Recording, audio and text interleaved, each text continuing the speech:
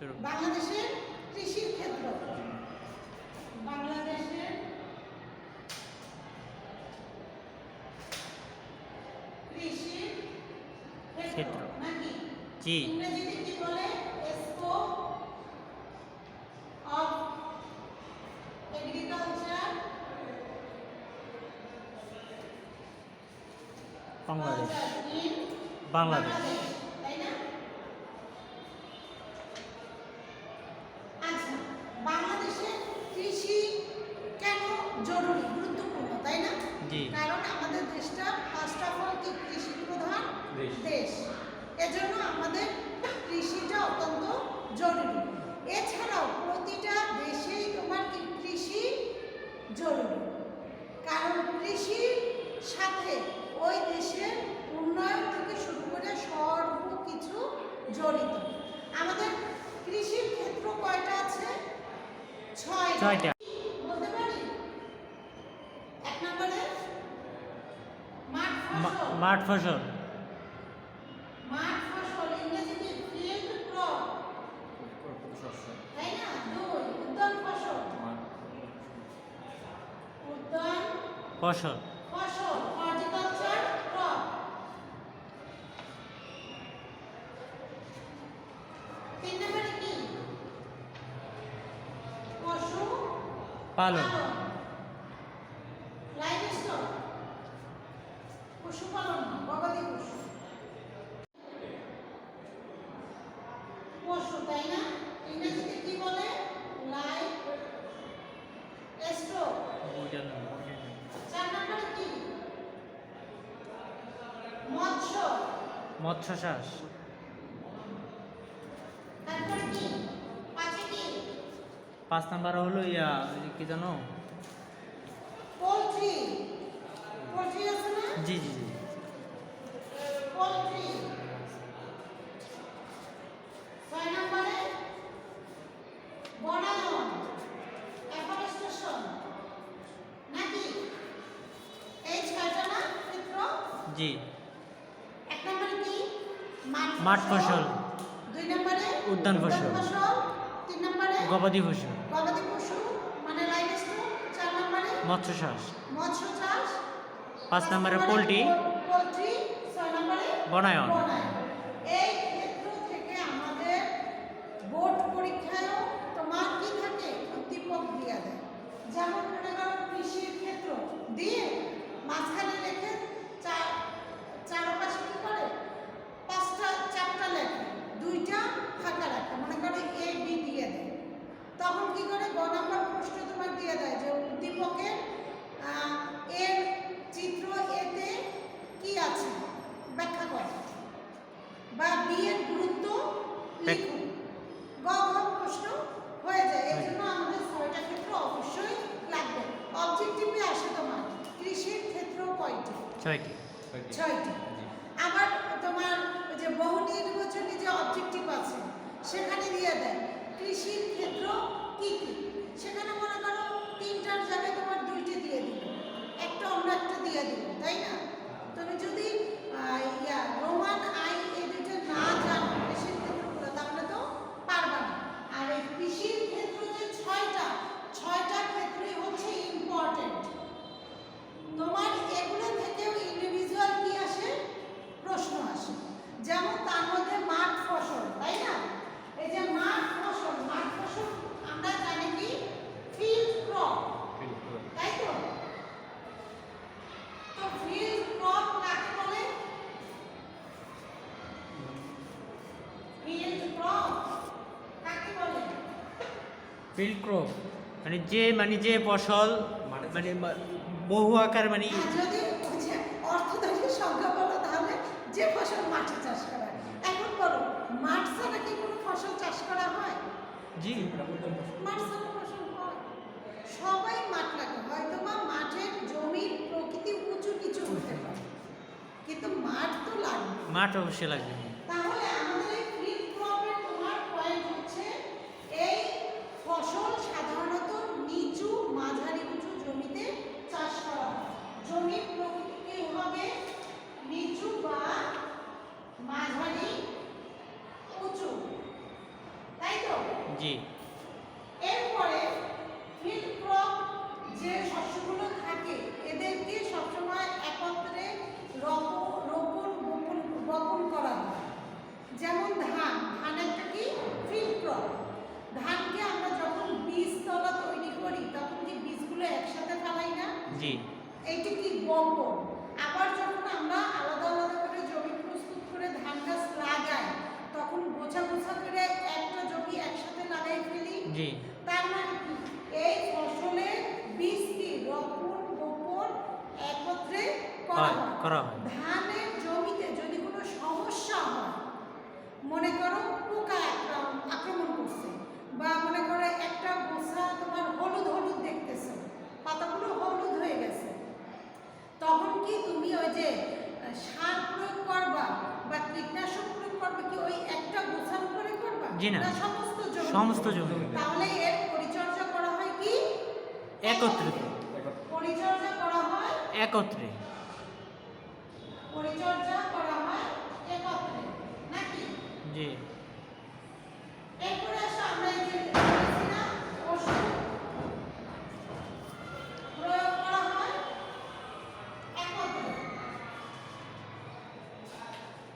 এরপরে আসি এই যে জমিতে যদি ধান পাকলে আমরা কি করি?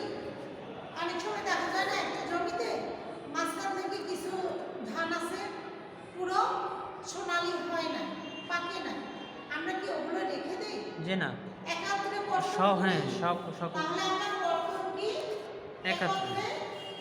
করা হয়।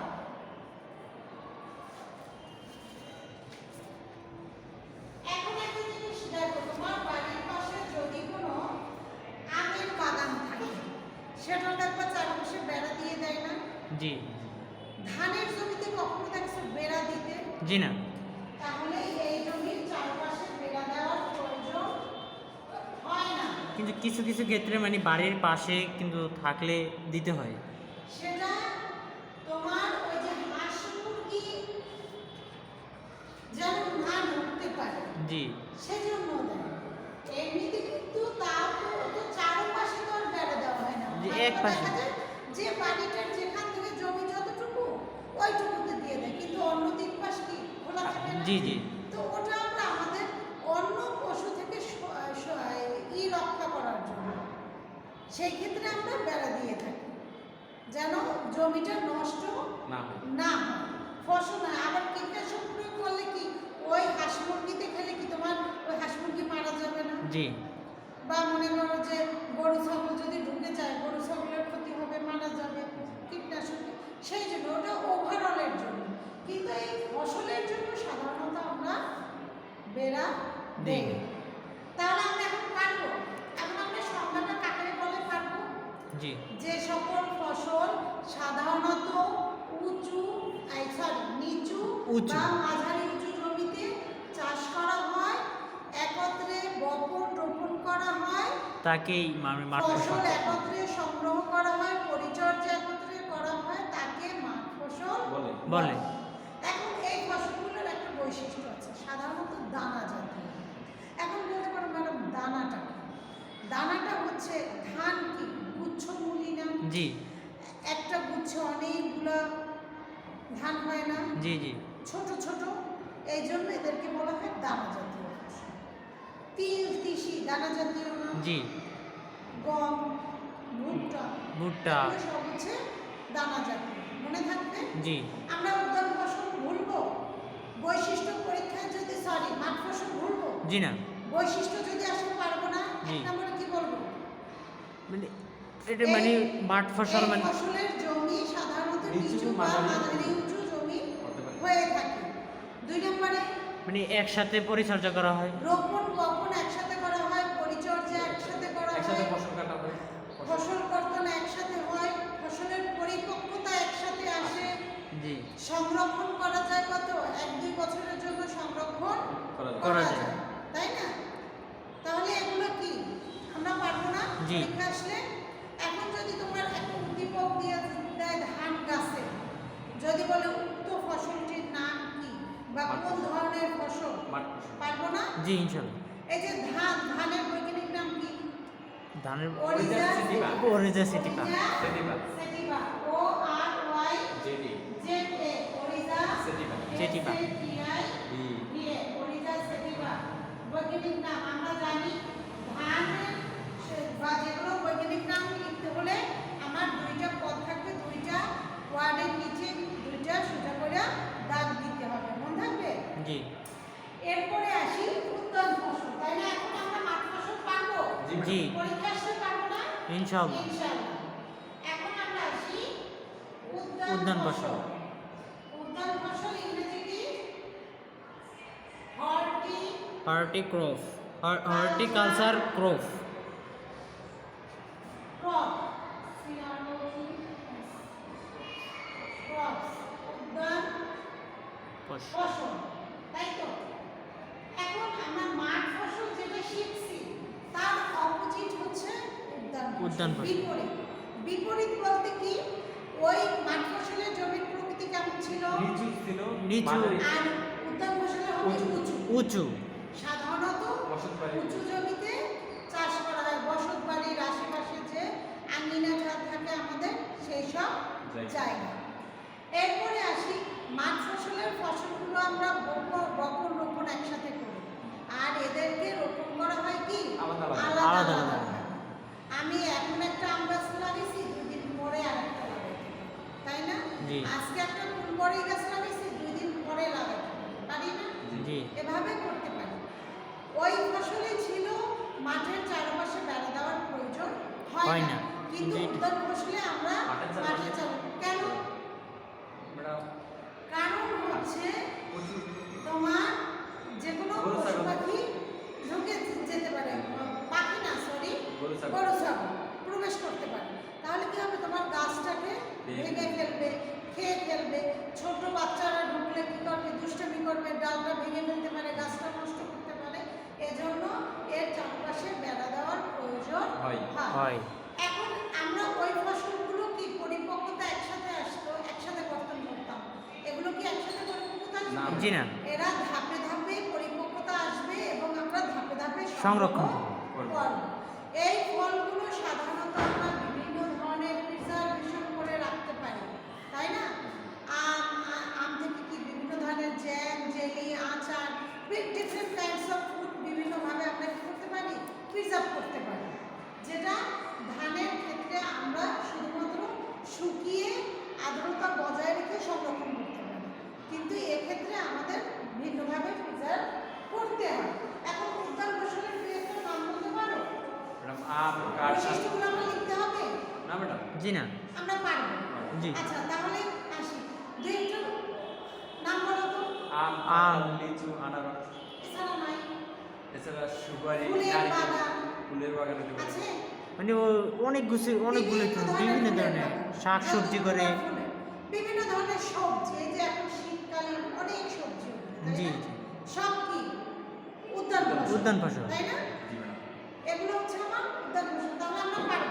এখন এই যে উদ্যান ফসলের মধ্যে আবার ক্লাসিফিকেশন আছে, যেমন ফুল, ফুল জাতীয় ফসল মানে যে জমিতে সাধারণত ফুলের জন্যই চাষ করা হয় সেটাকে ফুল জাতীয় ফুল জাতীয়। ফুল জাতীয় ফসল। কারণ ফুল জাতীয় ফসল ফুল বিভিন্ন ধরনের হতে পারে, তাই না? জি আবার এখন যে সবজি চাষ করব, এটা হচ্ছে কি সবজি জাতীয় ফসল। আমরা পানীয় দ্যাট মিন্স কি চা, কফি, তাই না? জি এগুলো কি পানীয় জাতীয় ফসল। তোমাদের একটা কোশ্চেন দিছিলাম মনে হয় এর মধ্যে, এর আগের যে ক্লাস টেস্ট নিছিলাম বিভারেজ ক্রপ, মনে আছে? নিয়েছিলাম। যদি কোশ্চেন থাকে কি করে দেখো, পানীয় জাতীয় ফসল, এরপর নেশা জাতীয় ফসল, তামাক। মানে যেসব খেলে আমাদের নেশা হয়, তাই না? জি ব্রেন ঠিকভাবে কাজ করে না, যেমন আফিম, তামাক, বিভিন্ন ধরনের আছে না নেশা জাতীয় যে দ্রব্যগুলো, এগুলো হচ্ছে কি নেশা জাতীয় ফসলের মধ্যে ইনক্লুডেড। এছাড়াও আছে বিভিন্ন ধরনের ঔষধি ফসল। অনেক জায়গায় দেখবা যে ওই যে অ্যালোভেরা গাছ লাগায় না, জি তুলসী গাছ তাই না? তুলসী, নিম, নিশিতা বিভিন্ন ধরনের, যদিও ঔষধি বৃক্ষ হিসেবে চাষ করে।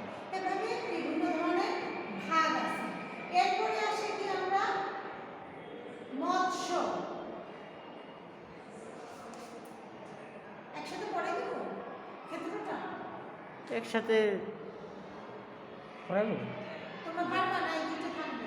এই দুটা থাকো। যদি পারো আমি বাকি চারটাও পড়াই দেবো। না পারবো, হ্যাঁ, মাছের দাম দিবে। মাছ দিয়ে দেবো। আচ্ছা, তাহলে আসি থার্ড কি? মৎস্য, তাই না? জি। মৎস্য, মৎস্য মানে কি? মাছ। মাছ। তাই না? ফিশ। ফিশ। এই মৎস্য চাষকে বলা হয় কি? Aqua culture. Aqua culture. Aquaculture কি? মৎস্য চাষ। চাষ। এই একুয়াকালচার কোন ধরনের শব্দ? একটা গ্রিক শব্দ না ল্যাটিন? একুয়া কালচার হ্যাঁ, গ্রিক। গ্রিক না ল্যাটিন? বলো। ল্যাটিন। ভুলে গেছো? গ্রিক শব্দ। গ্রিক। একুয়া ও কালচার দুইটা শব্দের সমন্বয় হচ্ছে কি? একুয়াকালচার শব্দটা আসছে। একুয়া অর্থ কি? পানি বা জল, আর কালচার অর্থ পরিচর্যা করা বা চাষ করা। তাহলে একুয়াকালচার অর্থ কি হলো? পানি। জলে যেসব প্রাণী বসবাস করে তাদের পরিচর্যা বা চাষ করাকে বলা হয় একুয়াকালচার।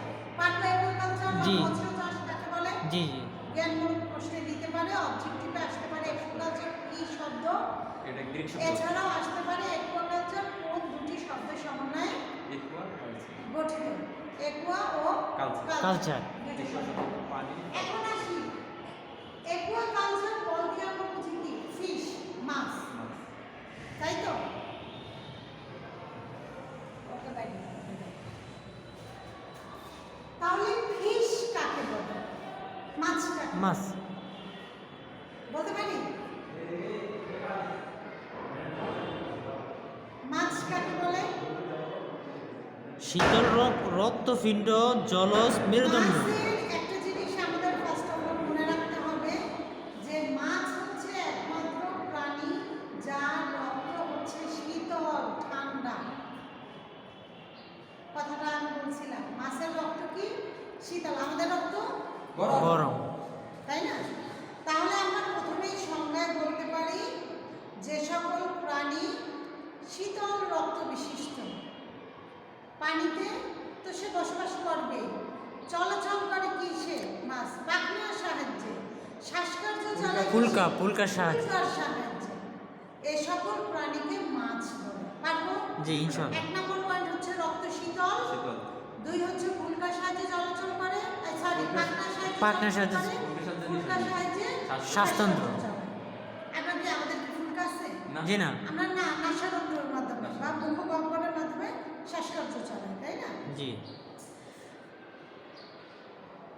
মাছের কাকে বলে? পারবো? জি ম্যাডাম। একুয়াকালচার পারবো। মাছ